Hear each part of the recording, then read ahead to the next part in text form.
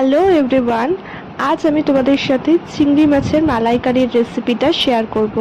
ফার্স্টেই আমি মাছগুলোকে ভালো করে ধুয়ে নিয়েছি। এখানে এভাবে আমি মাছগুলোকে কাঠির মধ্যে ভরে নিচ্ছি, তাতে করে মাছগুলো লম্বা থাকবে আর দেখতেও বেশ ভালো লাগবে। এরপর আমি এতে নুন আর পরিমাণ মতো হলুদ দিয়ে এটাকে মাখিয়ে রেখে দেব।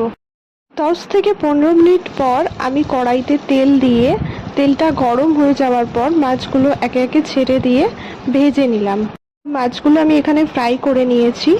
মাছগুলো তুলে নিয়ে তার মধ্যে কিছুটা তেল দিয়ে আমি এর মধ্যে এলাচ দারচিনি দিয়ে দিলাম, আর তারপর পেঁয়াজগুলো দিয়ে ভালো করে লাল লাল করে ভেজে নিলাম। ভাজার পর এর মধ্যে অ্যাড করলাম পরিমাণ মতো রসুন আর আদা পেস্ট। এরপর আমি কিছু লঙ্কা কুচি, স্বাদ মতো নুন আর অল্প হলুদ দিয়ে আরও কিছু